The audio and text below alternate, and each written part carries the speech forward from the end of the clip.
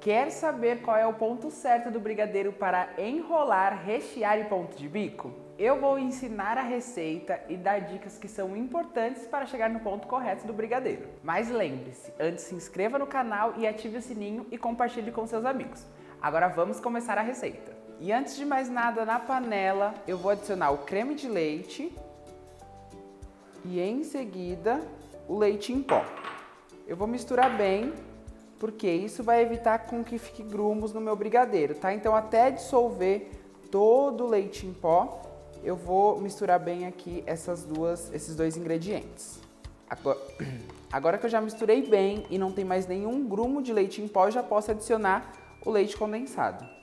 E em seguida, eu já posso ligar o fogo, claro, sempre tendo muita atenção na temperatura, e o tempo aqui de cada preparação vai depender do seu forno, tá? Do seu fogo, no caso. Então, o que acontece? É bom vocês desapegarem do tempo. Eu estou fazendo essas preparações justamente para poder mostrar o ponto de cada brigadeiro, tá? O ponto que vocês precisam chegar. Porque aí fica muito mais fácil de vocês conseguirem chegar no ponto de enrolar, no ponto de recheio ou no ponto cremoso de bico, tá bom? Então fiquem atentos sempre ao ponto que eu vou mostrar aqui para vocês a cada momento. Chegamos aqui no nosso primeiro ponto do brigadeiro, que é o ponto de bico. Então, ó, como vocês conseguem ver aqui, ó, ele cai de uma forma fluida, mais encorpado, tá? Então a gente sabe aqui que ele está cremoso. Podem ver que ele cai, ó, bem fluido, mas ele tá cremoso, a gente consegue sentir que ele tem um peso e uma cremosidade junto aqui. Então esse é o primeiro ponto que nós vamos reservar para depois mostrar para vocês o resultado. Aqui eu vou continuar cozinhando o brigadeiro sempre em fogo baixo e mexendo sempre para não grudar e não queimar o seu brigadeiro, tá?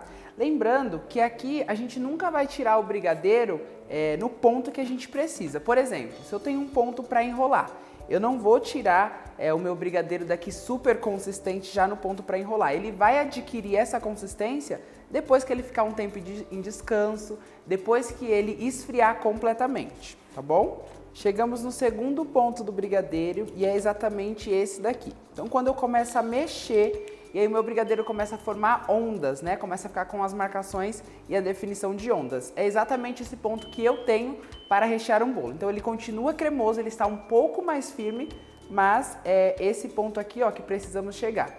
E aí também tem esse outro ponto que eu gosto de falar bastante. Então eu levanto a colher, ele cai em pedaços, né? Ele cai um pouquinho mais lento e com um pouquinho mais encorpado do que o primeiro ponto que a gente fez, que era um ponto mais fluido. E quando ele cai na panela, ele não se mistura com o que está na base, então ele forma mais uma vez a ondinha que eu falei para vocês. Voltamos com a panela para o fogo e agora para o terceiro ponto do brigadeiro, que é o ponto de enrolar. Eu vou continuar mexendo mais uma vez aqui em fogo baixo, tomando muito cuidado para não grudar o seu brigadeiro aqui na panela.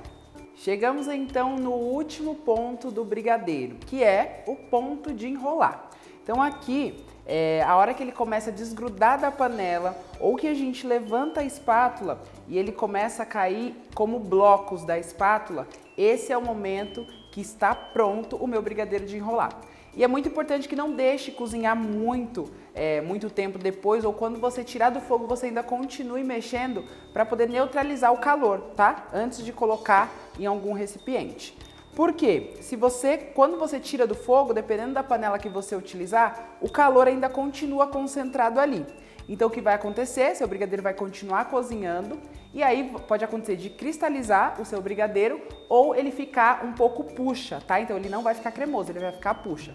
Então segue essas dicas que você não vai ter erro com o seu brigadeiro.